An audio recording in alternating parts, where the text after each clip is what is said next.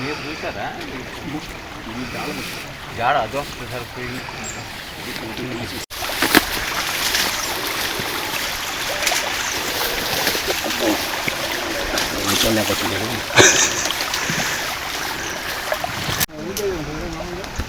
అది ముగాకుంటే పులి 200 కేజీలు ఉంటే దానిపై బండి డాక్టర్ గారు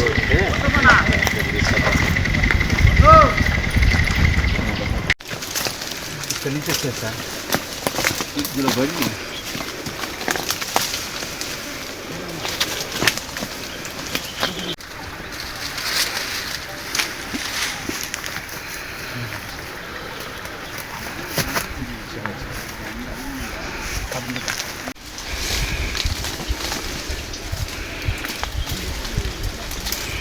బాగానే ఉంది కనిపిస్తా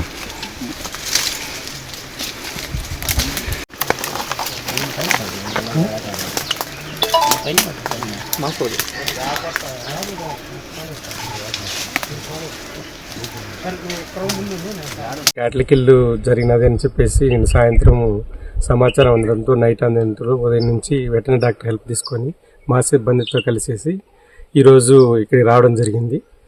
బాడీ అయితే డికంపోజింగ్ కండిషన్లో ఉంది. వెటర్నరీ డాక్టర్ గారు అన్ని పరిశీలించిన తర్వాత మేము కూడా నిర్ధారణ చేసుకొని తర్వాత వివరాలన్నీ తెలియజేస్తాం. Thank you.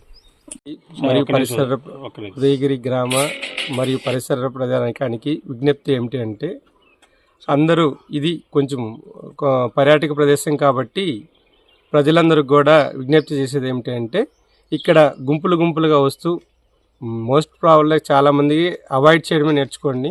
ఒకవేళ రావాలి చూడాలి అని అనుకుంటే మాత్రం గుంపులుగా వస్తూ ఫారెస్ట్ ఆఫీసర్స్ని కన్సల్ట్ అయ్యి వాళ్ళ సూచనల మేరకు నడవాలని కోరుకుంటున్నాను. రాఘవేంద్ర శర్మ, నేను వెటనరీ డాక్టర్ గండిపాలెంలో వర్క్ చేస్తున్నాను.